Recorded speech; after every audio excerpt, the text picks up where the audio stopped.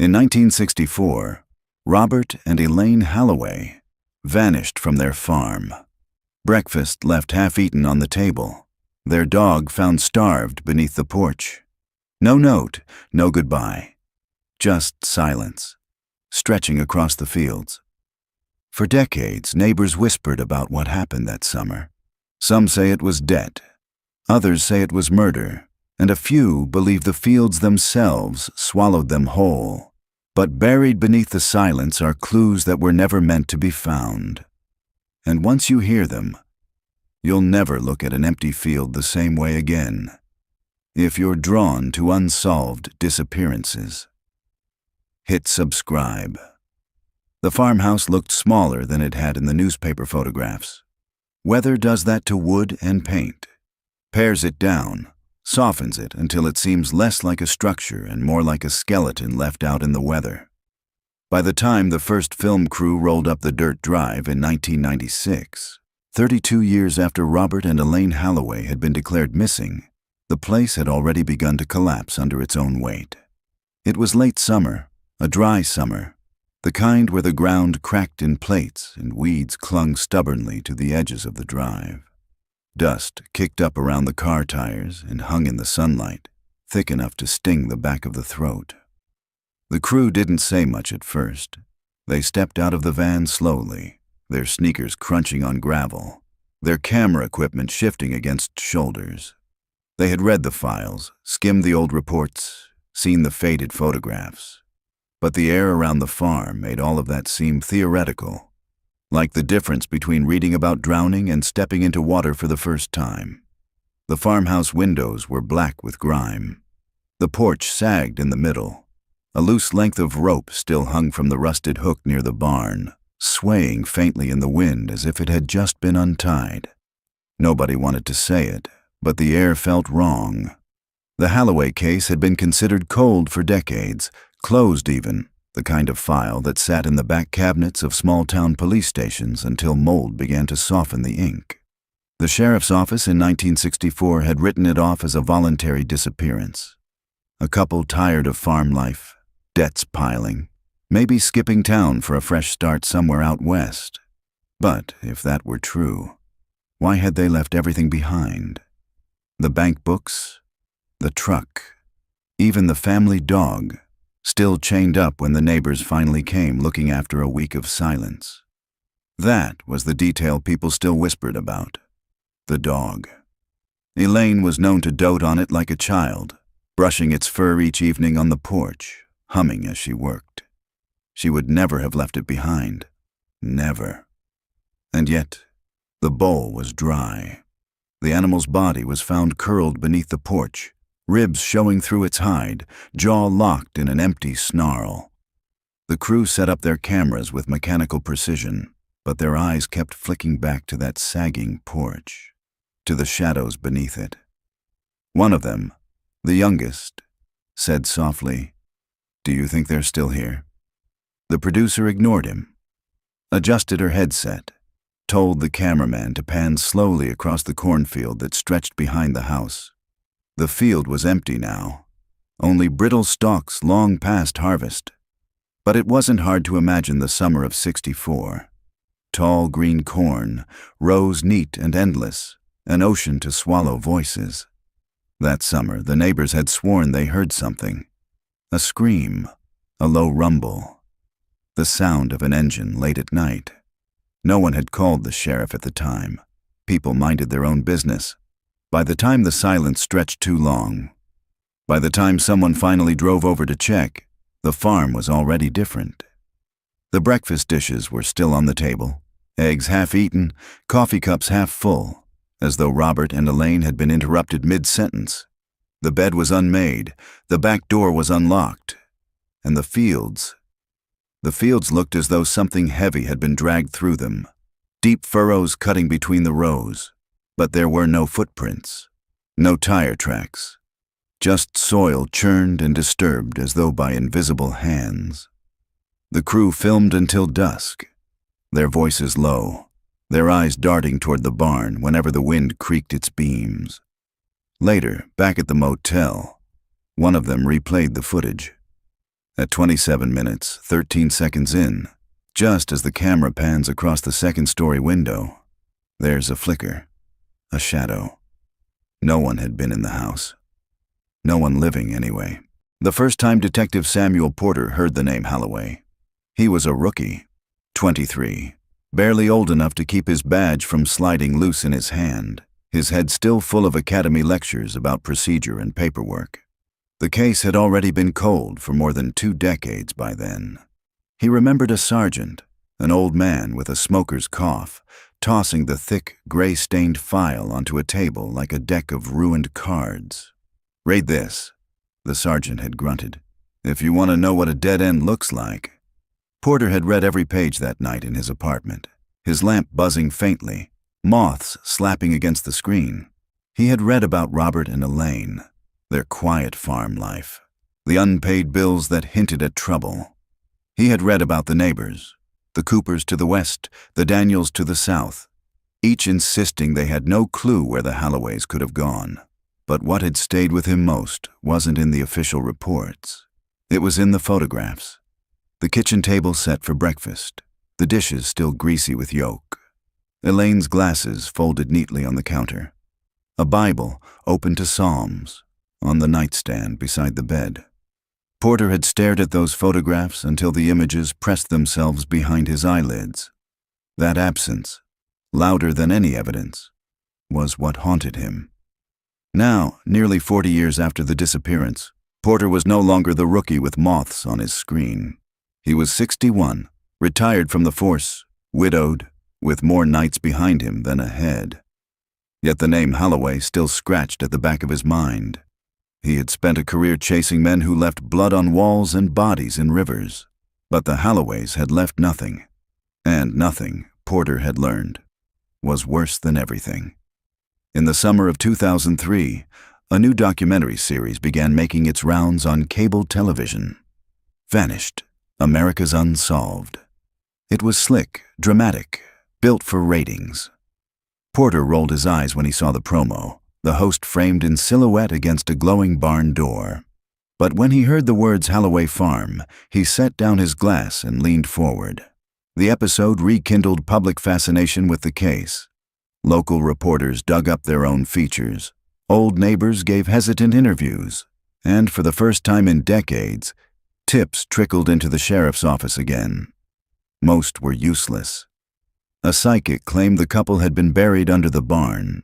A drifter swore he had seen them hitchhiking on a highway in Texas. Another man insisted aliens had taken them, pointing to scorched patches in the cornfield as proof. Still, one tip stood out. It came from a woman named Mary Collins, who had been only 12 years old in 1964. She told reporters she remembered her father waking suddenly one night, muttering about an engine in the distance, headlights moving where no headlights should be. He had looked out across their pasture and said, "Something's wrong at the Halloways," but he never went to check. Collins had kept quiet for decades, but now, in her 70s, she felt compelled to speak. "I can still hear it," she told the camera crew, her hands trembling. "That engine, it wasn't a tractor, it was something heavier, and then it just stopped." Porter watched the segment 3 times in a row. He felt the itch return, the same itch he'd had as a rookie, staring at photographs of eggs cooling on plates. The silence wasn't natural. It was constructed. Someone had made the Halloways disappear.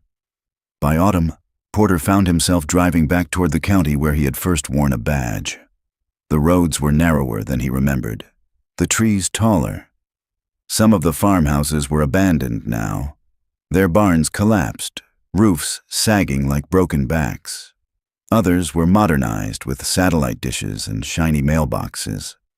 But the Holloway place was still there, untouched except by weather. The white paint was nearly gone, stripped away by decades of sun and rain. The porch had collapsed on one side. The barn leaned dangerously, like an exhausted animal folding in on itself. Porter parked at the end of the drive and sat with the engine idling. The air smelled faintly of manure and dust. He thought of Elaine humming on the porch with her dog at her feet.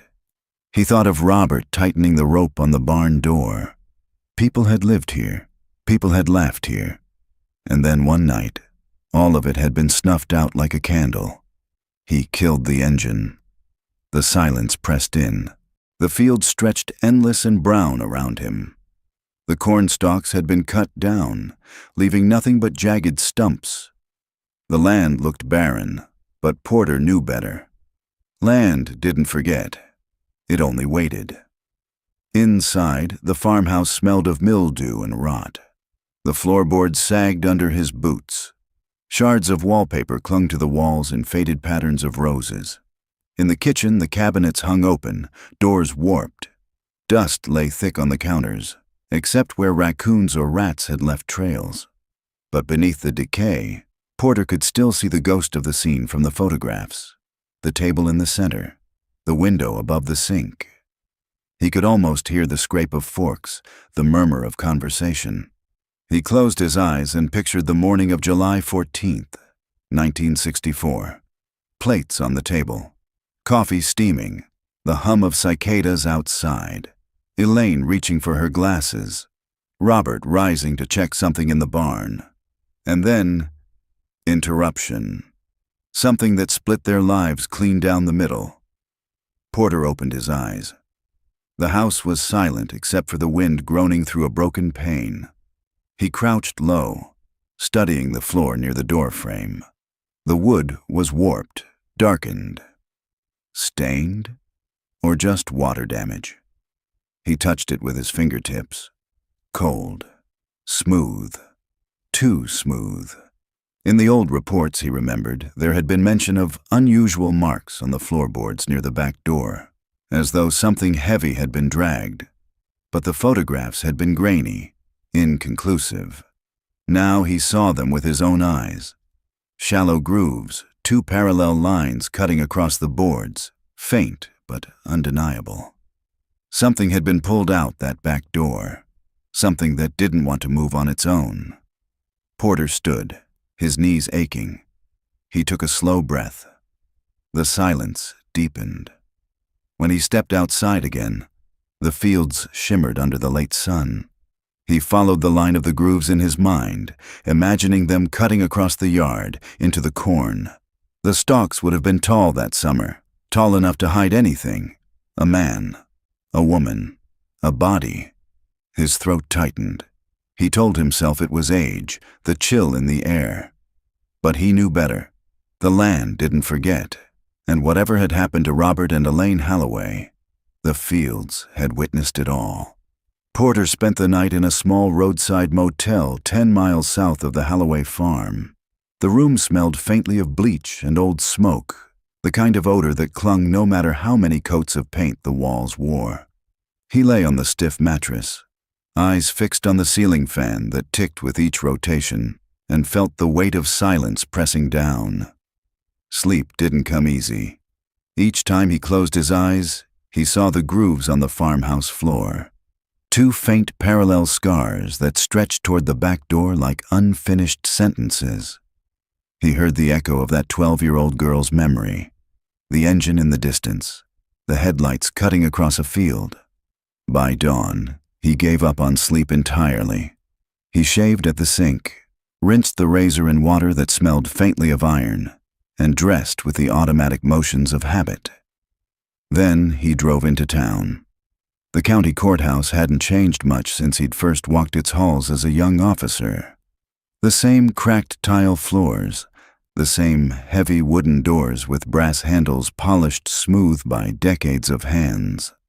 He found the records office in the basement, where the fluorescent lights hummed and the air smelled of dust and paper.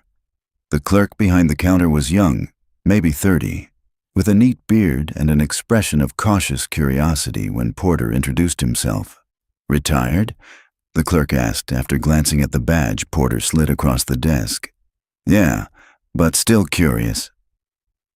The clerk tapped at his computer, then frowned. "Most of the Halloway files aren't digitized. You'll have to go through the boxes. That's what I was hoping for." He led Porter into the archives. Rows of metal shelves stretched down the room, each stacked with cardboard boxes labeled in black marker. The air grew colder between the shelves. Dust stirred at the edges of Porter's vision. The Holloway files were contained in 3 boxes, each heavier than it looked. The clerk left Porter with a nod, and Porter set to work at the long table beneath the flickering lights. The first box contained the original missing persons reports. He sifted through them slowly, recognizing the names of officers long dead. Sheriff Tom Greeley, Deputy Harlan Briggs. He could almost hear their voices as he read their words. Kitchen table set. No sign of struggle. Neighbors report no unusual activity. Dog deceased cause, starvation. Starvation. The word looked sterile on paper, but Porter pictured the body curled under the porch, the silent accusation in its empty eyes.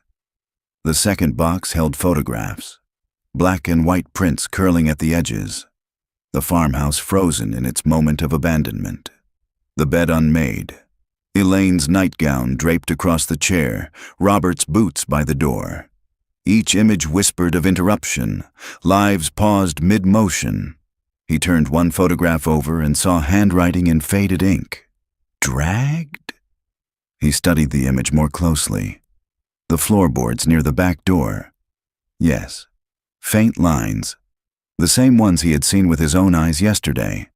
Somebody had noticed, but nothing had been followed up. The third box was thinner, newspaper clippings mostly, along with notes from neighbors. Porter flipped through them slowly, scanning for inconsistencies. One article caught his attention. Local man claims to hear disturbance on night of disappearance. The date was July 20th, 6 days after the Holloways were last seen. The article quoted a farmer named Frank Dalton, who lived 2 miles east. I heard what sounded like a truck out on the road, late, maybe midnight, Dalton had told reporters. Then I heard shouting. Couldn't make out words, just shouting. Then it stopped. Porter frowned. He didn't remember seeing Dalton's name in the official reports. He shuffled through the sheriff's notes again, searching. Nothing. No interview, no follow-up. Why would a possible witness statement be left in the papers but not in the case file? He closed his eyes, leaned back in the chair, and exhaled. Cases went cold for many reasons. Lack of leads, lack of resources. But sometimes they went cold because someone wanted them to. By late afternoon, Porter carried photocopies of the most important documents back to his car. He sat in the driver's seat, flipping through the papers again, letting the timeline build itself in his head. July 14th, 1964. The Holloways eat breakfast. Sometime that day or night, they vanish. July 16th, neighbors notice the farm is silent. July 17th, sheriff investigates, finds no sign of struggle. July 20th, Dalton reports hearing shouting in a truck engine. Ignored, ignored. The word gnawed at him. He thought of the grooves on the floor, the girl's memory of headlights, the shouting carried across the fields. A picture was forming, blurred but insistent. Not a voluntary disappearance. Not a couple running from debt. Something violent had happened. Something that had been silenced. Porter checked into the diner across the street from the courthouse. It was late. The booths mostly empty. The neon sign buzzing in the window. The waitress poured him coffee without asking, her hands practiced. Passing through? She asked. Something like that. Her eyes flicked to the papers spread across his booth. Old case? You could say that. She hesitated, then lowered her voice. You mean the Holloways? Porter raised his eyebrows. You know the story. Everyone here does. My grandma used to say the land swallowed them. Said you shouldn't walk too close to that farm at night. Superstition? She shrugged. Maybe. But kids who dared each other to go up there, they said they heard things. Voices. Like the Holloways were still calling for help. Porter studied her face. She wasn't smiling. She wasn't joking. He sipped his coffee, the bitterness grounding him. He had spent his life balancing evidence against myth, facts against folklore. But here, in this town, The line was thinner. Maybe too thin. Back at the motel, Porter spread the copies across the bedspread. He drew lines with a pen, connecting names, dates, places. Dalton, Collins, Sheriff Greeley. His eyes landed again on Dalton's statement. The shouting, the truck. He imagined the headlights cutting across the fields, the sound of voices carried in the wind. Something being dragged from the house, across the yard, into the corn. Then silence. Always silence. Porter turned off the lamp. The room fell dark, except for the faint glow of the neon sign outside. The hum of the highway murmured in the distance. He lay still, staring into the dark, knowing he wouldn't sleep. Not yet. Not until he understood what the fields had witnessed. The name Frank Dalton kept circling in Porter's head. The forgotten witness, his words buried in the yellowed pages of a newspaper but absent from the sheriff's official report. Porter had been on the job long enough to know that omissions weren't always accidents. Sometimes, silence was chosen. He spent the next morning at the county library, a squat brick building with tall windows and the faint smell of polished wood. The librarian, an older woman with her gray hair wound into a bun, recognized the name immediately. "Dalton?" she repeated. "He's still around. Lives out by Mill Creek. Small house, trailer, really. Keeps to himself, still alive?" Porter asked, surprised. "Oh, yes, though some folks say his mind's not what it used to be." That didn't deter Porter. If anything, it made the visit more urgent. Memories might be clouded with age, but sometimes the details that survived, the stubborn fragments, were the ones that mattered most. By noon, Porter was steering his car down a cracked rural road, weeds growing tall on either side. He spotted the trailer from a distance, aluminum siding dulled by decades of weather, a pickup truck rusting beside it, and a wind chime of bent spoons clinking faintly in the breeze. Dalton was on the porch, sitting in a faded lawn chair with a blanket across his knees. His hair was white, his face creased with years, but his eyes were sharp when they fixed on Porter. "You're not from around here," Dalton said before Porter even introduced himself. "No, but I'm looking into something that happened a long time ago." Dalton gave a dry chuckle. "A lot of things happened a long time ago." "The Halloways," Porter said softly. The laughter stopped.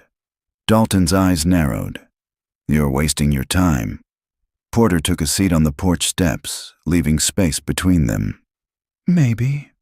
But I read what you told the paper back in '64, about the shouting." The truck Dalton shifted under the blanket. His knuckles tightened on the arm of the chair. "Nobody listened then? Why should they listen now?" "Because I'm listening," Porter said. "And I'm not with the sheriff's office anymore. I don't answer to anyone." For a long moment, Dalton stared across the yard, where dry grass bent under the wind. Then he sighed, heavy, as though releasing something he'd been holding for half a century. "I heard it clear," he said. "Middle of the night. My wife shook me awake, thought she heard coyotes. But it wasn't coyotes. It was a truck, big engine, heavy, and voices. Men, not the Halloways. These were deeper." Rough Porter leaned forward slightly. "How many men?" "2, maybe 3. I couldn't make out words. Just shouting, like they were struggling with something. Then I heard the dog barking, and then—" Dalton's throat tightened.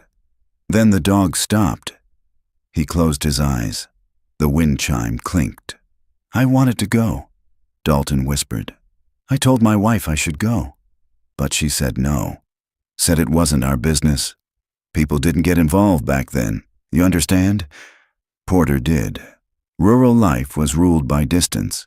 Distance between farms, distance between lives. People kept to themselves, even when silence was dangerous.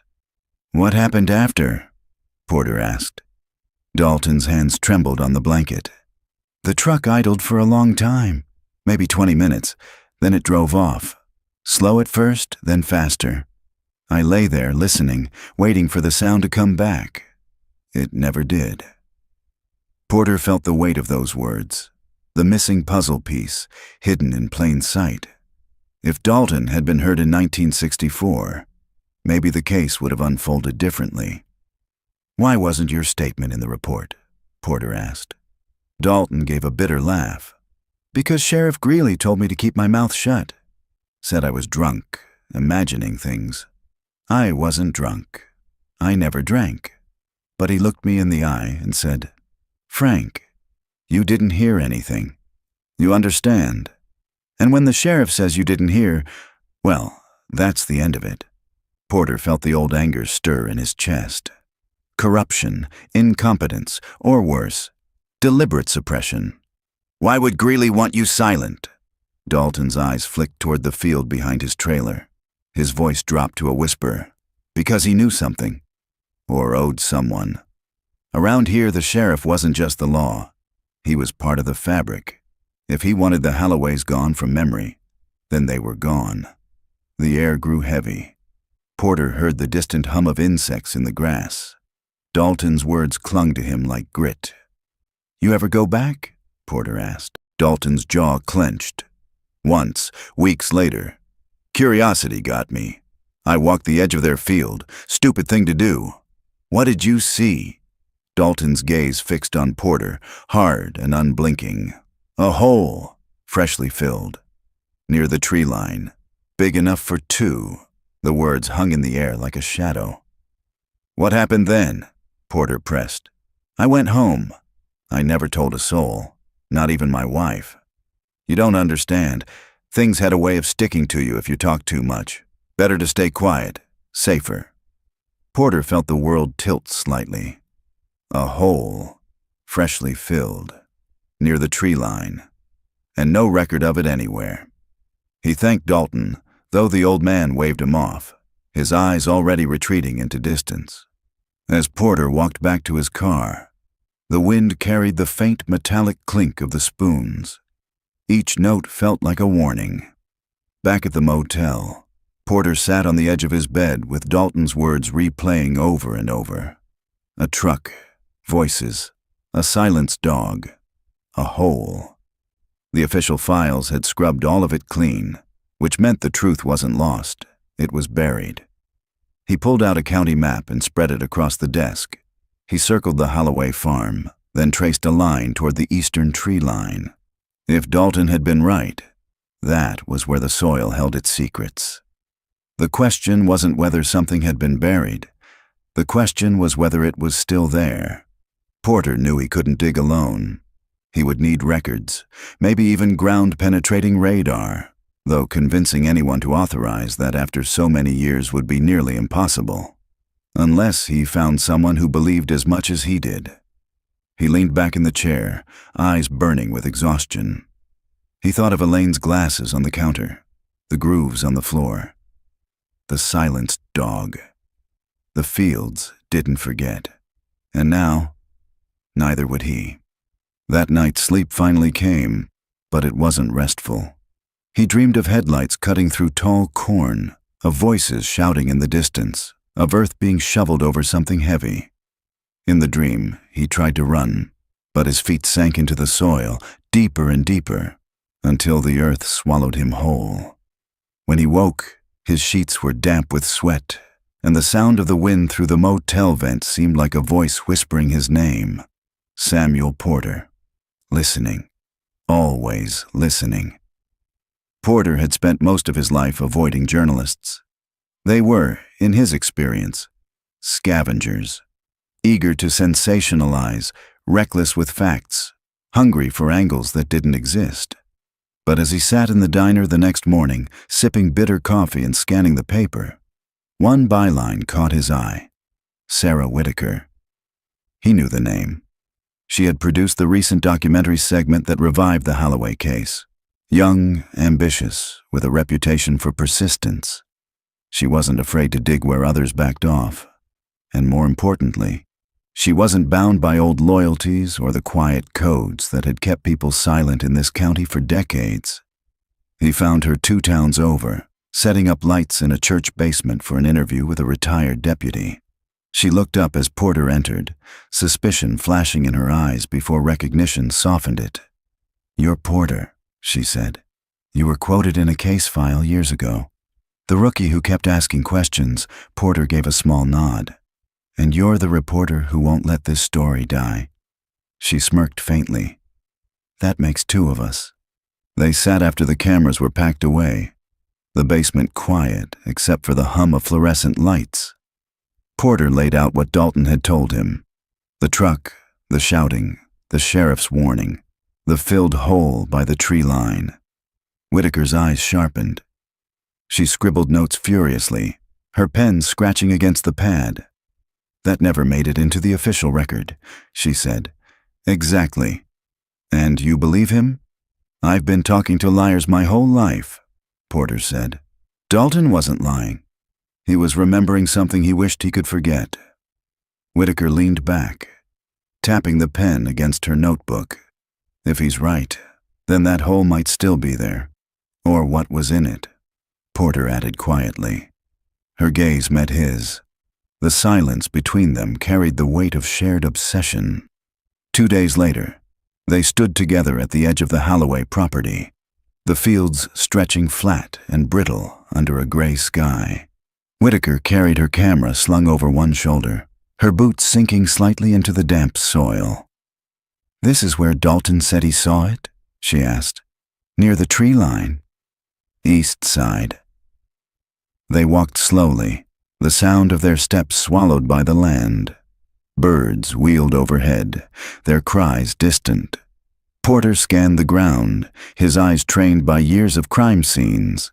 He looked for depressions, subtle dips in the soil, places where the earth sagged unnaturally. Whitaker filmed everything. The barn leaning against the sky, the empty farmhouse windows, the stubborn weeds pushing through cracked dirt. They reached the trees. The air grew cooler in the shade, the soil darker. Porter crouched, running his hand across the ground. "Here," he murmured. Whitaker pointed the lens downward. The earth was uneven, but not dramatically. Just a subtle swell, as though the land had once been disturbed and then forgotten. "Could be nothing," she whispered. "Or everything," Porter replied. That night, they reviewed the footage in Whitaker's motel room. Grainy images filled the screen. The farmhouse dissolving into shadow, the hollow space beneath the porch, the slight rise in the soil near the tree line. "It's not proof," she said. "No, but it's a start." She hesitated, then leaned forward. "I want to keep digging." "Literally, but I can't do it alone." Porter's throat tightened. At his age, crawling through fields with a shovel felt reckless. Yet the thought of leaving the truth buried gnawed at him. "If we do this," he said, "we do it carefully. At night, quiet. No one can know why. Because the same people who silenced Dalton might still be watching. You don't bury a case this deep without power behind it. Power doesn't just vanish." Whitaker nodded slowly. Her eyes gleamed with something Porter recognized, the same relentless pull that had driven him for years. Obsession. They met again 2 nights later. The moon hung low, a thin sickle above the fields. Whitaker carried a small spade and a flashlight with the beam taped to narrow it. Porter brought gloves and a crowbar, his hands steady despite the tremor of age. They parked a half-mile away and walked the rest, their breaths fogging in the cold night air.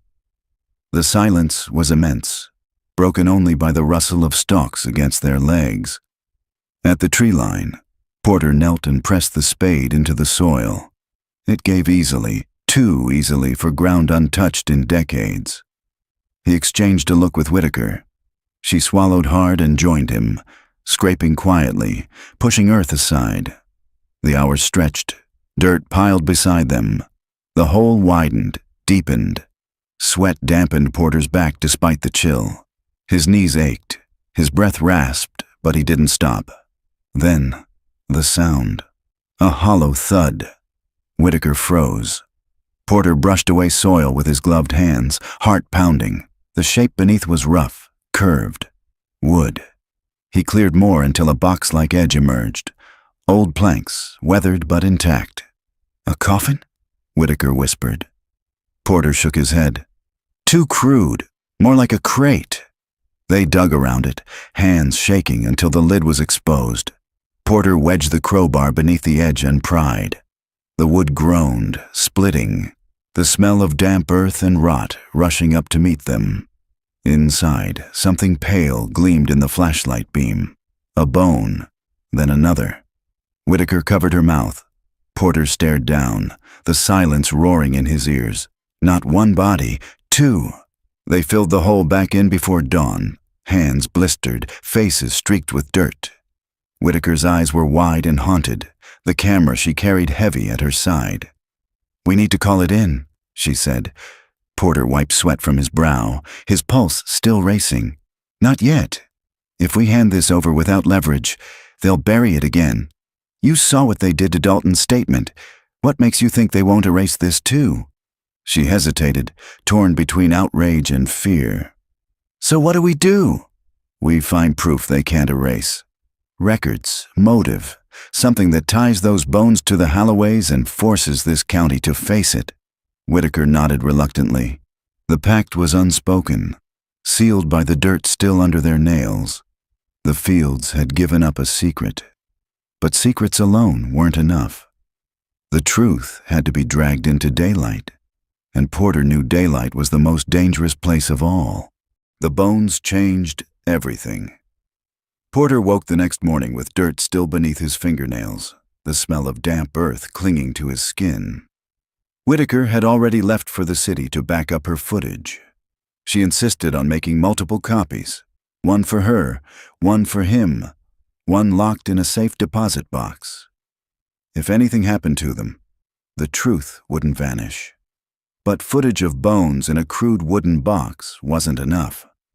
Not in a county where a sheriff had once silenced witnesses, erased statements, and let decades of rumor calcify into silence. They needed proof that couldn't be scrubbed from files or dismissed as hysteria. They needed motive. Porter knew where to look. He returned to the courthouse, the basement archives, the humming lights. The clerk gave him a weary look as he requested access to Sheriff Greeley's personal records. "Most of those are sealed," the clerk said. "Sealed doesn't mean burned," Porter replied. The man hesitated, then slid a key across the counter. "Bottom row." "Last cabinet. Don't say I gave it to you."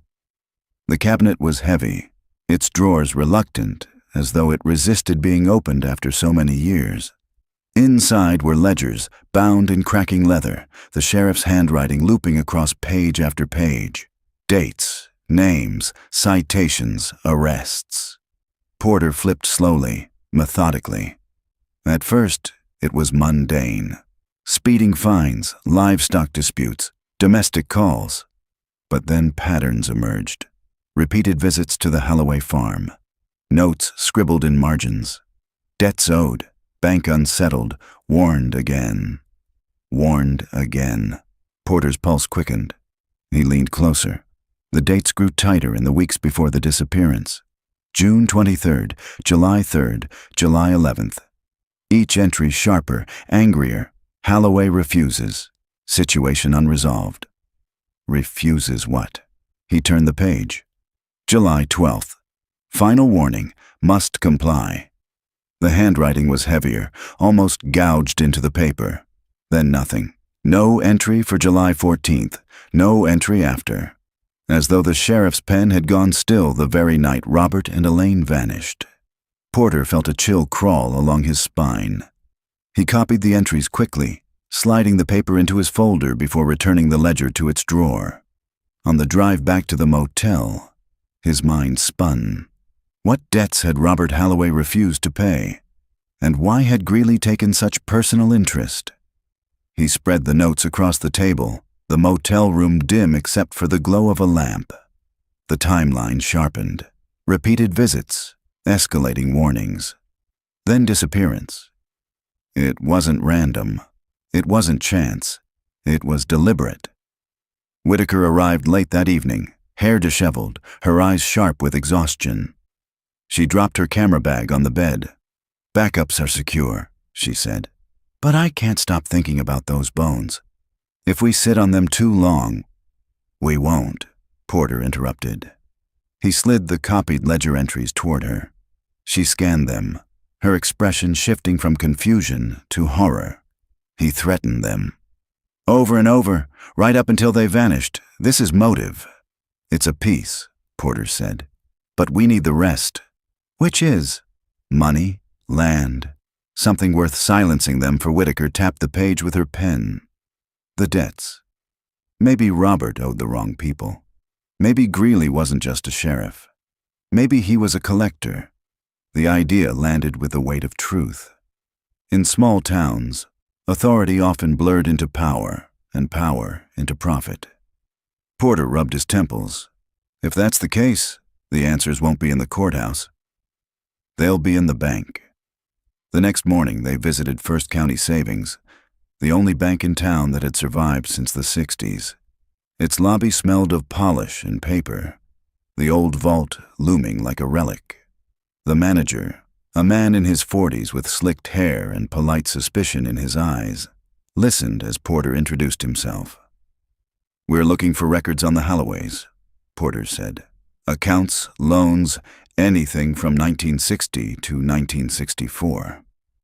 The manager hesitated. "Those records are archived. It could take weeks to—" Whitaker leaned forward, her voice low and steady. "We already know Sheriff Greeley was involved. We've seen his ledger. If we walk out of here with nothing, this bank's name will be in the first chapter of what we publish." The man paled.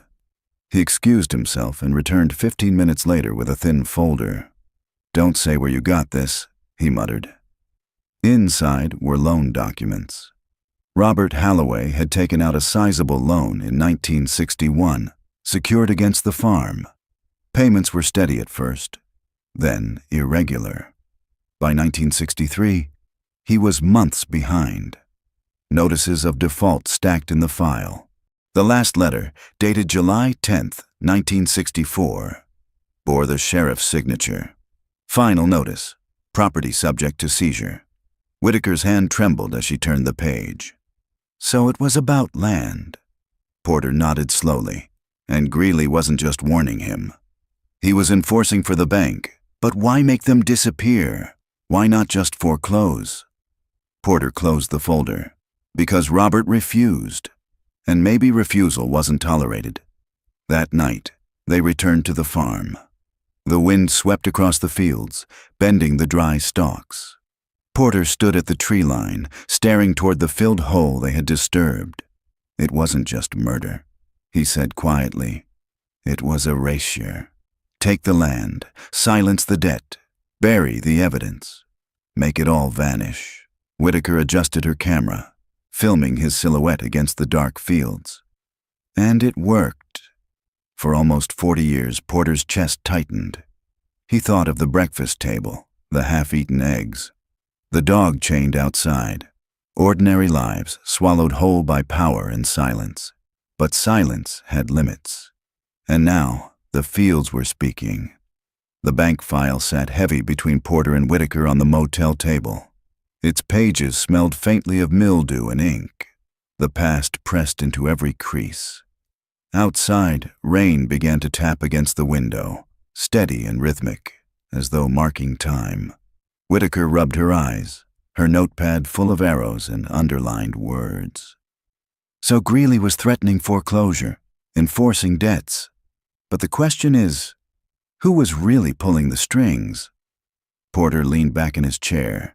His shoulders ached from years of wear, but his mind stayed sharp. Sheriffs don't move money on their own. Somebody wanted that land. Somebody with enough influence to keep the sheriff's silence ironclad. Whitaker flipped through the file again. There has to be a name, a beneficiary, someone who profited when the Halloways vanished. Porter's gaze landed on a page tucked into the back of the folder. A typed memo, faint but legible. Transfer of collateral in case of default. Halloway acreage to be reassigned under holding account. Signatory, Richard Kane. The name stirred something faint in Porter's memory. He had seen it before, long ago, in whispers across old reports. "Richard Kane," he murmured. Whitaker looked up. "Who is he?" Porter didn't answer right away. He pulled a county map from his bag, unfolded it, and traced the eastern border with his finger. Kane owned most of this stretch by the 70s. Built Kane Agricorp. Grain silos, processing plants, half the county's jobs. If you wanted work, you worked for Kane. If you wanted out, you still owed him.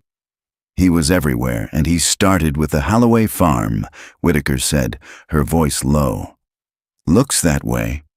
The rain thickened outside, drumming harder against the glass. Porter felt the rhythm deep in his chest. Whitaker scribbled the name across her notepad in heavy strokes. "So Kane gets the land. Greeley makes sure the Holloways disappear, and the county closes its eyes."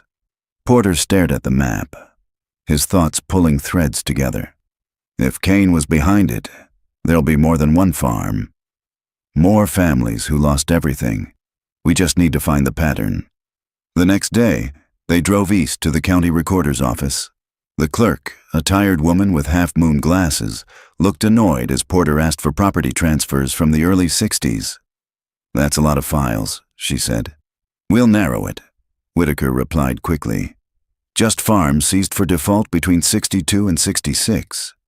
The woman sighed but returned with 2 heavy ledgers. Porter and Whitaker pored over them at a side table, their pens scratching furiously. Names repeated. Families who had farmed for generations, their land signed over in abrupt transfers. Thompsons, Mullers, Parkers, and again, Kane Holding Company. Whitaker's face tightened as the list grew. It wasn't just the Holloways. This was systematic. Porter nodded grimly. They weren't the only ones erased.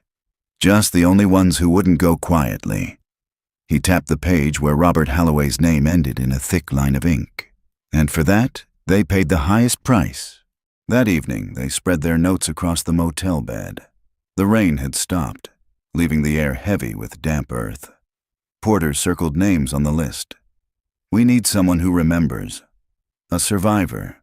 A family member who saw their farm taken." Whitaker chewed her pen. What if no one talks? What if the fear's still here? Then we find someone with less to lose. Whitaker's eyes lit. Like a worker. Someone who saw Kane's men up close, Porter nodded. Field hands, truck drivers, people who hauled for him. They'd know if something went wrong out at that farm. Whitaker flipped open her laptop, fingers flying across the keys. She pulled up obituary records, old union rosters, scattered references from digitized newspapers. One name appeared more than once. Earl McCready. Truck driver. Employed by Kane's company from 1962 until his sudden retirement in 1965. Porter narrowed his eyes. Right after the Holloways vanished. Whitaker checked the address. Still in town. A retirement home on the north side. Porter felt the old pull in his chest. Another voice. Another piece of the buried puzzle. The retirement home smelled of antiseptic and weak coffee. Porter and Whitaker signed the visitor log and followed a nurse down the hall to a room at the end. Earl McCready was 81, his body frail, his skin like parchment. But his eyes flicked to them with surprising sharpness. "You're not family," he rasped. "No," Porter said.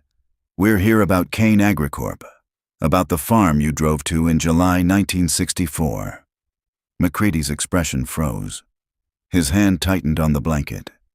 "I don't know what you're talking about." Whitaker leaned forward. "Mr. McCready, we're not here to cause trouble. We just want the truth. People deserve to know what happened." McCready's jaw worked. Silence stretched, heavy and brittle. Finally, his shoulders sagged. "They told us not to talk," he whispered. "Said it was just business." "What business?" Porter pressed. McCready's eyes glistened. "We went out there late. Sheriff was already waiting. He waved us through. We loaded something into the truck, heavy, covered with tarps. We didn't ask questions, Whitaker's breath caught. The Halloways? McCrady's lips trembled. I didn't see faces. I didn't want to, but I heard the dog. It barked once, then there was a shot. After that, silence. The room felt colder. Porter gripped the arm of his chair, his stomach tight. Where did you take the load? He asked. McCrady's gaze drifted toward the window. East Fields. Kane's men were waiting. We dug all night. Sheriff stood there smoking like it was nothing. Then we covered it up. Drove home at dawn.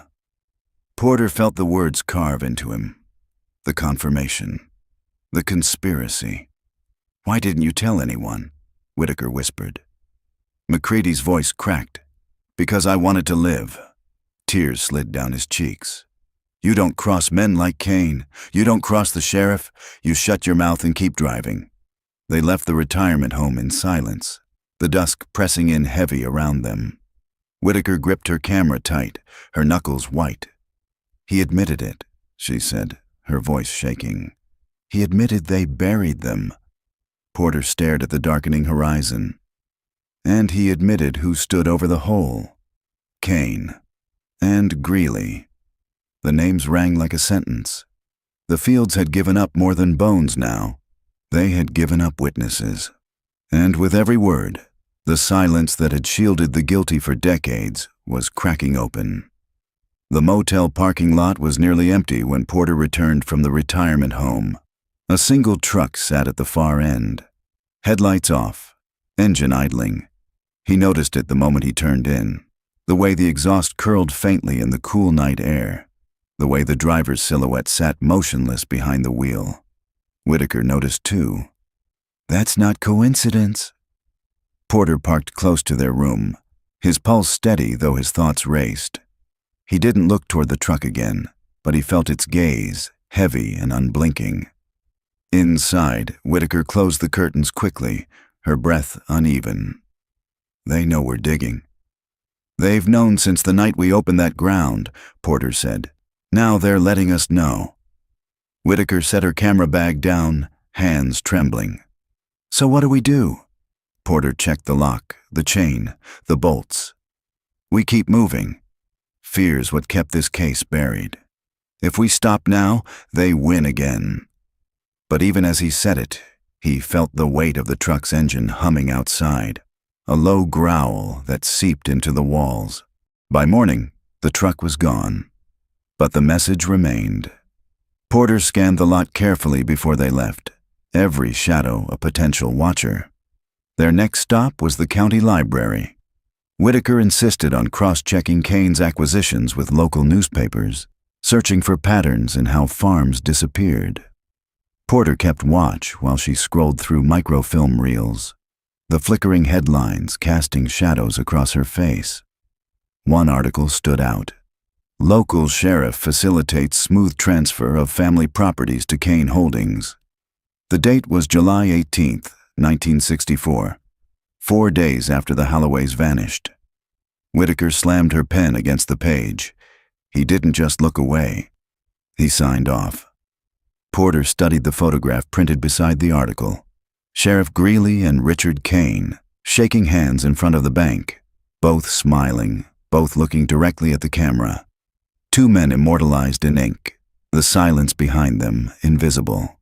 That afternoon, they interviewed one of the names from their property transfer list, Margaret Parker, whose family lost their farm in 1963. She lived in a small house on the outskirts of town, her garden overgrown, her eyes sharp despite her age. Kane took everything, she said bitterly. My father said we were behind on payments, but I never saw the money change hands. Sheriff came out, said it was legal, said it was final. We left the next day with nothing but clothes. Did anyone fight back? Whitaker asked. Some tried. But if you pushed, you'd find your tires slashed, your barn burned. People learned quick. You didn't stand in Kane's way. Not if you wanted to wake up the next morning. Her words hung heavy in the room. Porter felt the old anger burn in his chest again. Fear wasn't just a byproduct of power. It was its currency. As they left, Whitaker whispered, "It's all the same story. Debt, foreclosure, silence. But only the Halloways vanished completely because Robert refused," Porter said. And Kane needed an example. The thought chilled him. An example wasn't just erased. It was displayed. Not for the public, but for those who might think of resisting. That night, back at the motel, Porter found the door slightly ajar. His gut tightened instantly. "Stay behind me," he told Whitaker. He pushed the door open slowly, every sense alert. The room smelled faintly of cigarette smoke. Papers from their investigation were scattered across the bed. Drawers pulled open, camera bag unzipped. Nothing was stolen, but everything had been touched. A warning. On the nightstand, someone had left a single object, a spent shotgun shell, polished clean. Whitaker's face drained of color. "Jesus!" Porter picked it up, rolling it between his fingers. His heart pounded, but his voice stayed calm. "They don't want us dead yet. They just want us scared." "Well, it's working," she whispered. Porter slipped the shell into his pocket. "Then we make it work for us. Fear means they know we're close." He sat at the table, gathering the scattered notes. His hands shook only slightly as he stacked them. Whitaker began filming, documenting the intrusion, her voice steady despite the tremor beneath it. "This is proof," she said. "They're still out there. Whoever Kane's men were, whoever Greeley protected, they're still watching." Porter nodded, "Which means the Halloways still matter. After 40 years, they still matter." Sleep was impossible. Porter lay on the bed fully dressed, listening for footsteps outside, for the growl of another truck. His mind replayed Dalton's voice, McCready's tears, Margaret Parker's bitterness. Threads weaving tighter, forming a net that pointed in one direction. Kane. But Kane was dead. A stroke in 1987 had ended his empire, his land divided among heirs and corporations. Yet his shadow stretched forward, carried by men who had stood beside him, men who had learned from him. And shadows, Porter knew, didn't die easily. By dawn, Porter made his decision. "We can't stay in this motel." Too exposed, too easy to find. Whitaker looked up from her laptop, dark circles under her eyes. "Where do we go?" He thought of the Halloway farmhouse, the silence inside, the grooves on the floor, the fields stretching endless. It was dangerous, but it was also hidden. "The farm," he said. "If we're going to finish this, we finish it where it started." Whitaker hesitated. Then she nodded. "Then we finish it." They packed their notes, their footage, their fear. Outside, the morning sun burned away the damp, casting long shadows across the lot. The truck from the night before was gone. But Porter knew they hadn't been abandoned. They had been marked, and the fields were waiting. They arrived at the Halloway farm just before dusk. The sun slid low, staining the sky in bruised purples and reds. The farmhouse loomed against it, sagging but unbroken, its windows black as empty eyes. The barn leaned farther now, ribs showing through rust and rot. Porter killed the engine and let the silence swell. Whitaker gripped her camera, recording from the passenger seat. "This is where they lived," she whispered, "and where they died." "Maybe," Porter said, "but the house doesn't lie. Not if you listen right." They unloaded their things, flashlights, notebooks, bottled water, a thermos of coffee, and carried them inside. Dust stirred around their boots. The smell of mildew and old wood thickened in the air. Whitaker set up her tripod in the kitchen, her camera lens sweeping across the room. "This is where the story froze," she said softly. "Plates still on the table, glasses by the sink." The moment before they vanished, Porter touched the grooves near the back door again, the shallow scars cut into the boards. He knelt, running his palm along them, as though pressing his skin into the memory. "They were dragged," he murmured, Out that door. Into the fields, Whitaker zoomed in with her camera. Why didn't the sheriff put this in his report? Because he knew exactly what they were. As night fell, they lit 2 lanterns in the living room. The shadows lengthened, the old furniture casting warped shapes against the walls. The air felt heavy, as if the house itself leaned in to listen. Whitaker set up her laptop on the floor, uploading the day's footage. Porter wandered room to room, his flashlight beam cutting across peeling wallpaper, collapsed ceilings, the remnants of lives abandoned. In the bedroom, he paused. The Bible still sat on the nightstand, its leather warped, its pages crumbling. He flipped it open gently, the spine groaning. Words underlined in faded ink caught his eye. "The truth shall set you free." He closed the book with a shiver. Near midnight, Whitaker joined him in the bedroom doorway, her face pale in the lantern light. "I keep hearing things on playback," she said. "What things?" "Voices. Or maybe it's just wind. But listen." She played the recording. The camera's microphone had captured their digging 2 nights earlier, the scrape of shovels, their whispered breaths. But beneath it, faint, almost indistinguishable, a sound like a low moan. Porter frowned, listening twice, 3 times. The sound was there, too steady to be wind, too human to ignore. He shut the laptop. "We're tired. We'll listen again tomorrow."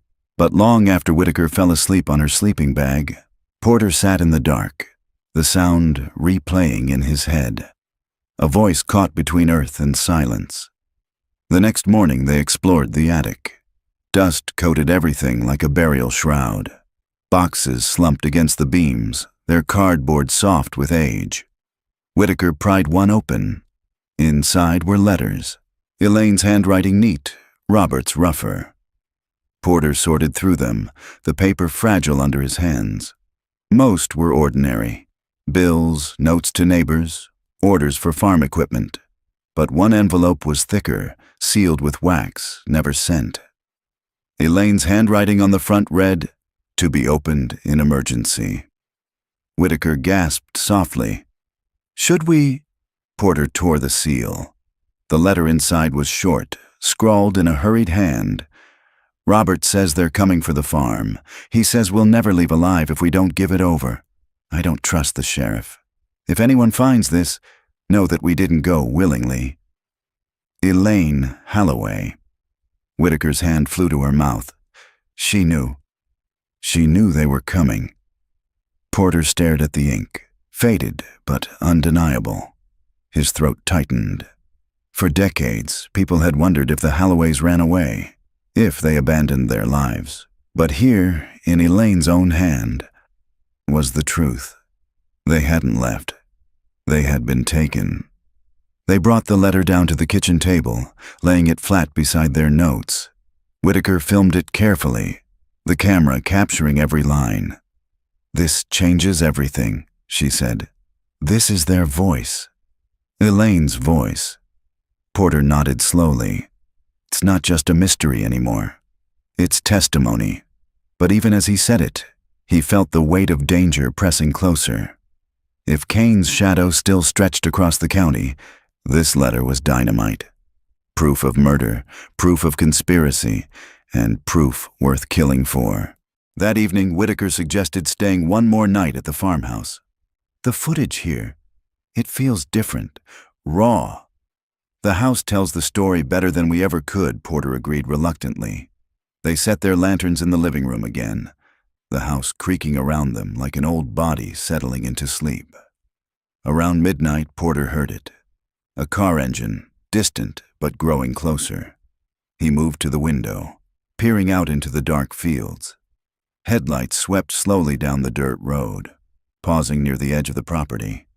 The engine idled, low and steady, just as Dalton had described 40 years ago. Whitaker woke, rubbing her eyes. "What is it?" Porter's voice was a whisper. "History. Coming back." They crouched low, watching through the crack in the curtains. The car sat there for minutes, Engine humming, headlights throwing pale beams across the dead grass. Then, slowly, it reversed, turned, and disappeared into the night. Silence returned, thick and heavy. Whitaker's hands shook. "They know we're here." Porter slid the shotgun shell from his pocket, the one left in their motel room, and placed it on the windowsill. "Then let them know we're not leaving." The fields around them stretched endless and dark, waiting, remembering. And the house seemed to breathe. The farmhouse felt colder in the morning, as if the night had left something behind. Whitaker brewed coffee on a small camp stove, her hands still shaking when she poured. Porter watched the steam curl upward, disappearing into the gray light filtering through broken windows. "They were watching us," she said finally. "Sitting out there, like they wanted us to know." Porter nodded. "That's the point. Fear is their first weapon, and their second." He glanced toward the fields. Silence. They drank in uneasy quiet, both knowing that staying here made them vulnerable but also necessary. Every answer they had found so far, the grooves in the floor, Dalton's memory, McCrady's confession, Elaine's letter, had come from returning to the places others had abandoned. The farmhouse wasn't just a ruin. It was a witness, and it wasn't done speaking. Later that day, Porter drove them into town. He wanted one last set of files. Sheriff Greeley's personal papers, rumored to have been stored in the attic of his daughter's house after his death. Her name was Margaret Greeley Hayes, and she lived on the edge of town in a 2-story brick house that looked too neat, too polished, like a place scrubbed clean of history. She met them at the door, a woman in her 60s with sharp eyes and carefully styled hair. "My father's been gone 20 years, she said, her voice clipped. "What could you possibly want with him now?" "We're investigating the Holloway disappearance," Whitaker said carefully. Something flickered across Margaret's face. Fear or anger, or maybe both. "That case is closed." Porter stepped forward. "Closed doesn't mean solved. We believe your father's notes may help." Margaret hesitated. Her grip tightened on the door frame. Then, finally, she sighed. "Come in. But you won't like what you find." The attic was hot, the air thick with dust. Cardboard boxes lined the walls, each marked with dates. Margaret pulled one toward them and stepped back. "My father kept everything," she said. "Too much, if you ask me." Porter lifted the lid. Inside were ledgers, receipts, and letters bound with twine. He sorted through them carefully, his pulse quickening when he found a folder marked Kane Holdings. Inside, receipts of payments, signed and initialed by Sheriff Greeley, cash transfers, land acquisitions, security services rendered, bribes. Whitaker leaned over his shoulder, her camera rolling. He was on Kane's payroll. Porter flipped to the last page, dated July 15, 1964, the day after the Halloways vanished. The entry read simply, "Debt resolved, property secured, silence insured." Margaret's voice shook from the shadows. "I told you." "You wouldn't like it," Porter turned to her. "You knew?" "I knew he wasn't a good man, but he was my father. You spend a lifetime learning not to see." Her eyes shone, not with tears, but with the weight of decades unspoken. "Take what you want," she whispered. "Maybe it's time the truth left this house." Back at the farmhouse, Whitaker spread the documents across the kitchen table. Pages rustled under her hands as she filmed each one. "This is it," she said. "Proof, motive, corruption tied in ink." Porter sat heavily in a chair, staring at the words. Debt resolved. Silence insured. The sheriff hadn't just looked away. He had orchestrated it. He closed his eyes, feeling the house breathe around him. Elaine's letter, the grooves in the floor, McCrady's trembling confession, Greeley's ledger. All of it converged, pointing to the same truth. The Halloways hadn't vanished. They had been silenced. That night, the intimidation returned. Whitaker was reviewing footage when Porter heard tires crunching over gravel. He moved to the window, heart hammering. Headlights again, closer this time. A truck idled at the edge of the yard. Whitaker grabbed her camera, filming through the cracked curtain. "We need this on record," she whispered. The truck's door opened. A figure stepped out, tall, broad-shouldered, his face hidden by shadow. He walked slowly toward the porch, boots crunching, then stopped 10 feet away. He said nothing, did nothing, just stood there. Porter stepped into the doorway, lantern in his hand, every muscle taut. "What do you want?" he called. The man didn't answer. Minutes stretched, the silence unbearable. Finally, he turned, walked back to the truck, and drove off without a word. Whitaker's camera shook in her hands. "They're testing us. Seeing if we'll break." Porter's jaw tightened. "Then we don't break." But as he lay awake later, shotgun shells still on the windowsill, he knew the message had changed. This wasn't just about fear anymore. It was about time. Time running out. The farmhouse creaked under the night wind. Porter sat at the kitchen table, his revolver within reach. Whitaker curled in her sleeping bag with her camera still on the tripod, red light glowing faintly. Sleep refused him. His ears strained for every sound. The groan of wood, the whisper of grass outside, the hum of a distant engine that might or might not be real. By dawn, his eyes burned. The fields outside shimmered with dew, beautiful in their silence, but Porter couldn't shake the weight in his chest. The last visitor hadn't come to frighten them. He had come to measure them, and Porter knew what came after measurement. They spent the morning combing the barn. Whitaker filmed the rotting beams, the rusted tools, the rope still hanging from its hook. Dust fell in sheets as Porter pried open a locked cabinet with his crowbar. Inside lay farming ledgers, spare parts, and something else. A bundle of canvas sacks, stiff with age. He unwrapped one slowly. Inside was a stained shirt, Robert Halloway's initials stitched at the collar. The fabric was stiff, discolored with dark blotches that hadn't faded with time. Whitaker gasped. "Is that—" "Blood," Porter said, his voice low. She lifted the camera, hands shaking. "We have to get this tested." Porter folded the shirt carefully back into the sack. "We will, but not yet. First, we prove it never should have been here. Because if the sheriff had searched honestly in 1964, this shirt would have been evidence. Instead, it had sat sealed away in the barn, hidden, forgotten, waiting. The house remembered. The barn remembered. And now both were speaking. That afternoon, Porter suggested they check the well. It sat behind the house, capped with rotted boards, weeds curling up around its base. The rope was gone, the bucket rusted to dust. He pried the boards loose. A smell rose from the darkness, damp and metallic. Whitaker aimed her flashlight down.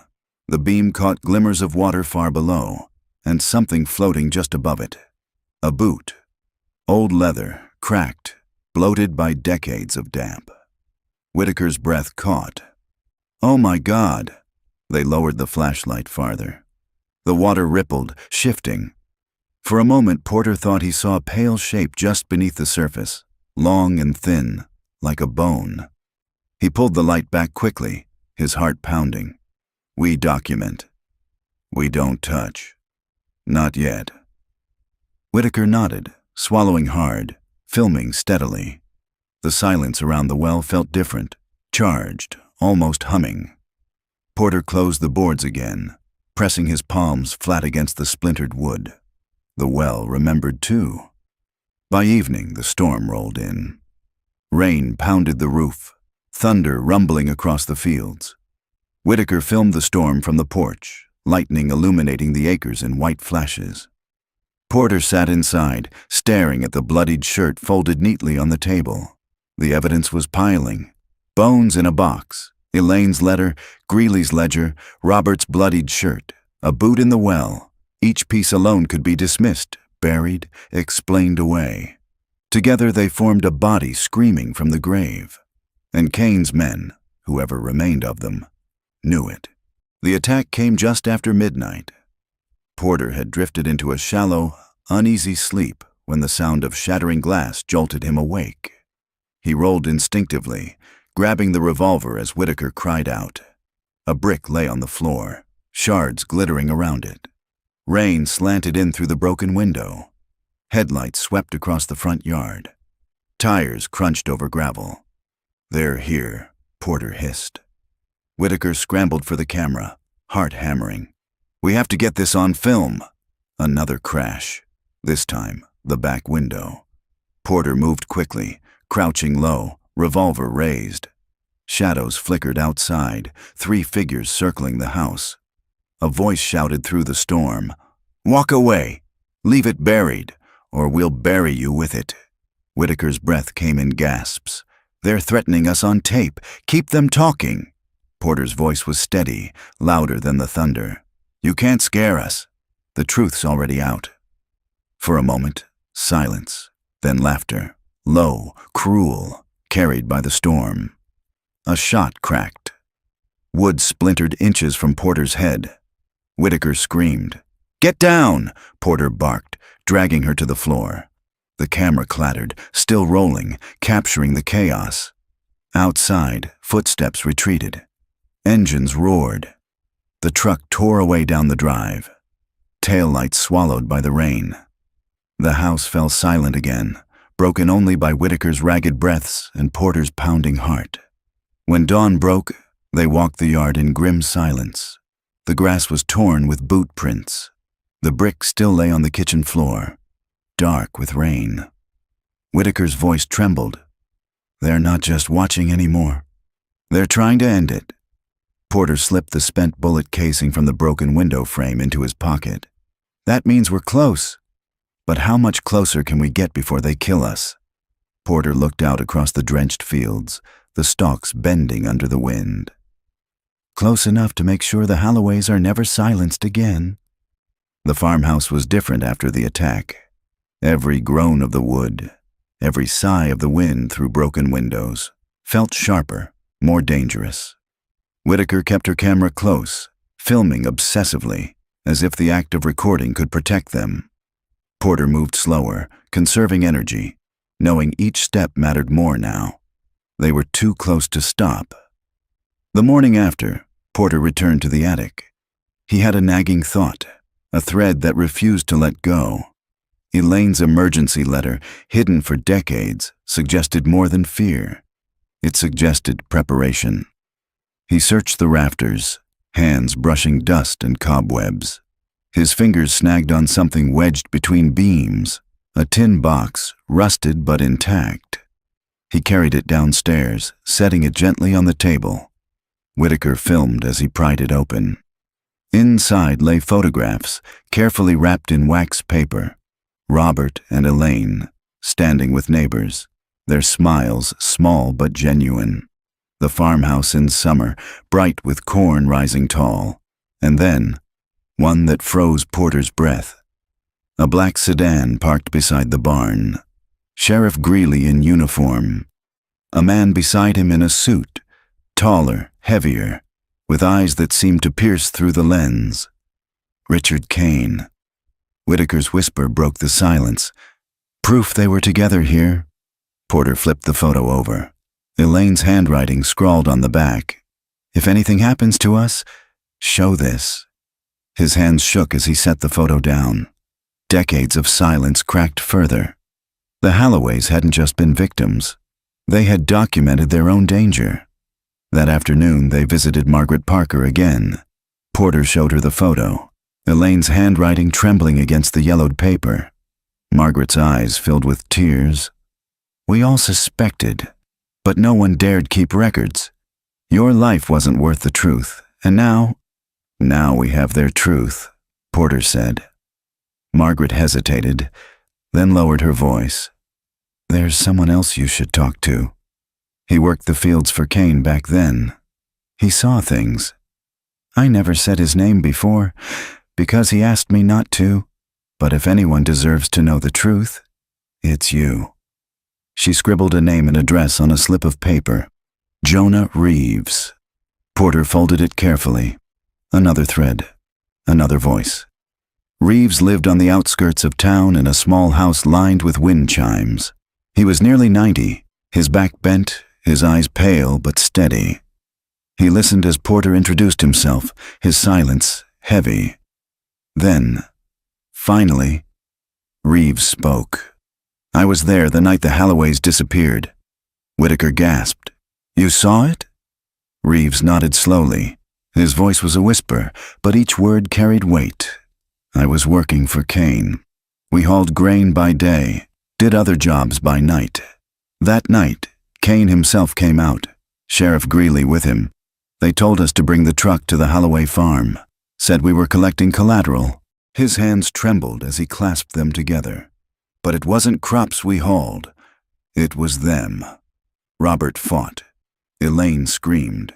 They dragged them through the kitchen, out the back. We loaded them like sacks. I'll never forget the sound, the dog barking, then the shot. The silence after Whitaker's camera shook in her hands. Porter sat very still, the old rage burning cold in his chest.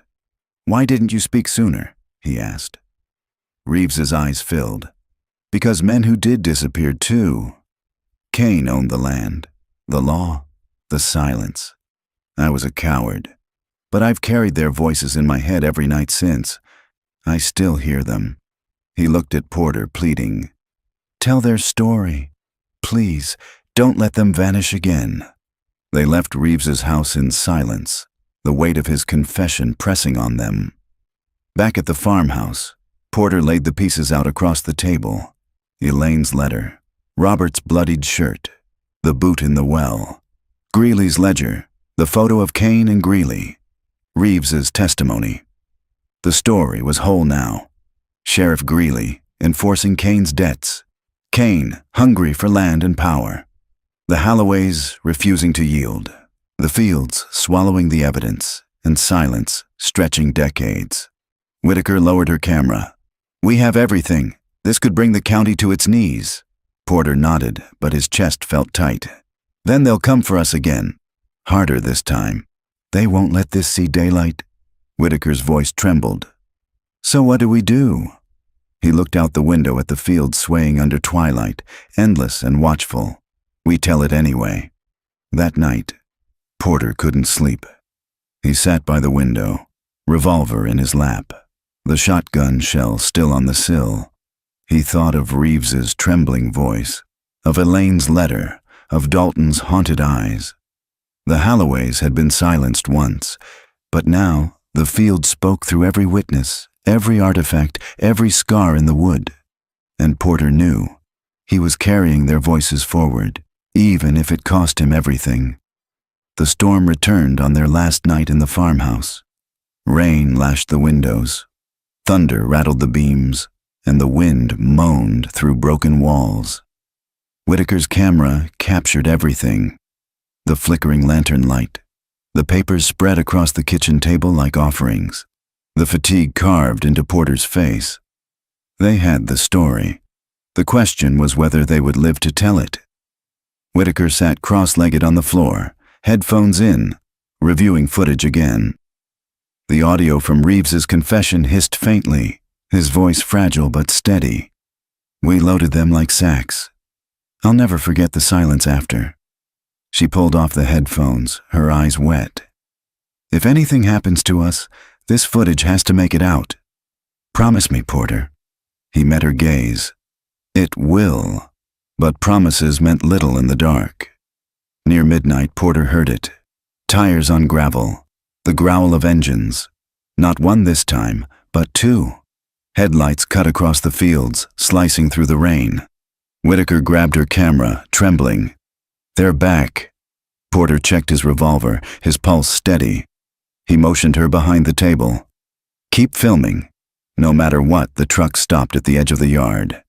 Doors slammed. Shadows moved through the rain. 3, 4 men, heavy with purpose. A voice shouted, muffled by the storm. "It ends tonight. Burn it down if you have to." Porter felt the words like a blade. They weren't here to scare anymore. They were here to erase.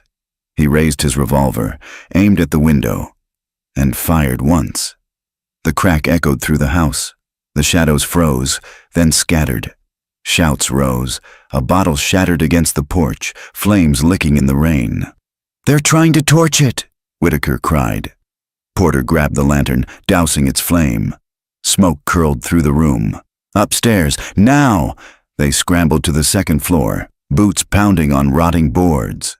Whitaker clutched her camera, breath ragged. Through the broken window they saw men circling, fire sputtering against the wet ground, their flashlights darting like hunting beams. "Hand over what you found," one shouted, "or we bury you with them." Porter's voice was iron. "The truth's already out." Another shot cracked, splintering wood near his head. Whitaker screamed but kept filming, lens fixed on the chaos below. Then, sirens, faint at first, then growing louder, cutting through the storm. The men froze, headlights flashing across their faces. One cursed, another shouted to run. The trucks roared to life, spinning mud as they tore away into the night. Porter lowered his revolver slowly, chest heaving. Whitaker's camera caught his face, lined with sweat and fury. "They'll be back," she whispered. Porter shook his head. "No, now they'll scatter. The sirens spooked them." Whitaker frowned. "But who called them?" The sheriff's cruisers arrived minutes later, lights washing the farmhouse red and blue. Younger deputies stepped out cautiously, hands on holsters, eyes wide at the sight of Porter and Whitaker framed in the broken window. The lead deputy, barely 30, shouted up through the rain, "Mr. Porter! Miss Whitaker! You're safe now, safe!" The word rang hollow. They came down slowly, Whitaker's camera still rolling. The deputies examined the yard, burned glass, footprints in mud, shell casings glinting under headlights. One knelt by the porch, holding up the scorched bottle. "This wasn't just trespassing," he muttered. Porter handed over the bloodied shirt, Elaine's letter, the photograph of Kane and Greeley. This is what they were trying to destroy. The deputy studied the evidence, his face pale. "Jesus." Whitaker's voice was steady despite her shaking hands. "It's over. The silence ends tonight." But Porter knew better. Silence never ended all at once. It cracked slowly, like ice on a river, until the flood broke through. The Halloways were gone.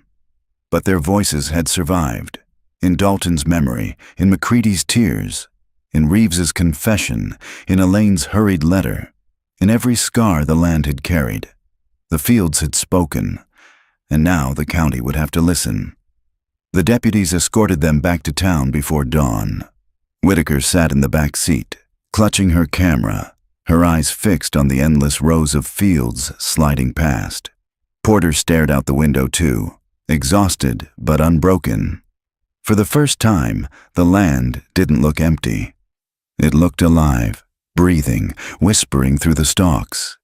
He thought of Elaine's underlined Bible verse, "The truth shall set you free." Maybe, at last, freedom was coming. The farmhouse stood silent again when dawn broke over the county. Rain had washed the night clean, leaving the air heavy with the smell of wet earth. Broken glass glistened in the yard, scorch marks blackened the porch, and the grooves in the kitchen floor remained, cutting their way through time. By noon, news trucks lined the road. Reporters stood in mud with microphones, speaking over the drone of generators. Deputies moved in and out of the house, evidence bags in hand. The old story, once dismissed, once buried, was everywhere. The Holloway disappearance was no longer a whisper in dark bars or a story told by grandmothers to frighten children. It was fact. Whitaker's footage aired within 48 hours. National networks picked it up within a week. Elaine's letter filled television screens, her handwriting trembling across the decades. "We didn't go willingly." Reeves's confession played in shaky audio, his voice cracking with memory. McCrady's tears ran raw in the glow of living rooms across the country. The story spread like fire through dry stalks. Porter watched it all from the quiet of his apartment back in the city. His revolver rested in a drawer, untouched. His badge, tarnished and worn, lay beside it. He no longer needed it. His work was done. But silence, he knew, was never finished. In the months that followed, lawsuits surfaced. Kane's heirs denied involvement, insisting they knew nothing of their patriarch's crimes. The sheriff's name was stripped from the courthouse, his portrait taken down from the county hall. Former deputies were interviewed, some breaking at last, admitting what they had seen but never dared say. The farm itself was declared a crime scene. Excavations began at the well, at the tree line where Dalton had once seen fresh earth. More bones surfaced. Animals, yes, but also fragments that could only be human. Forensic teams sifted soil that had lain untouched for decades, each spadeful another wound opening. The land gave back what it had swallowed. Whitaker's documentary won awards. She stood under bright lights, microphones flashing, her voice steady as she dedicated it to Robert and Elaine Halloway, and to every family erased by silence. But when the cameras shut off, she still woke some nights in a cold sweat, hearing the echo of voices in the fields, the low moan her microphone had caught that night of digging. She called Porter sometimes, her voice small in the dark. "Do you think they rest now?" Porter never lied. "I don't know, but I think they're heard." For Porter, the case never left him. Retirement felt heavier now, quieter, like he'd been hollowed out by the truth he carried. He visited the farm one last time in late autumn. The fields brittle, the stalks rattling in the wind like dry bones. The farmhouse was cordoned off, its windows boarded, its roof sagging further. The barn had collapsed under the weight of storms, yet the land still breathed, still whispered. He stood at the tree line, the place where Dalton had seen the hole, where he and Whitaker had unearthed the crude wooden box. The ground had been dug again by investigators, turned over, laid bare. But Porter felt no peace, only the echo of what had been stolen. He closed his eyes, heard the barking of the dog, the shouts, the engine, the silence after. The fields no longer looked empty. They looked haunted by memory, heavy with voices that would never stop speaking. He whispered into the wind, unsure if it was prayer or apology, "I'm listening." And for a moment, he thought the wind whispered back. Years later, children no longer dared each other to sneak into the Halloway farm. They came instead on school trips, guided by history teachers who spoke of corruption, power, and silence. A plaque was mounted at the edge of the property, in memory of Robert and Elaine Halloway, and all who were lost to silence. May the truth be louder than fear. The fields swayed behind it, endless and golden in the sun. No longer empty, never empty again.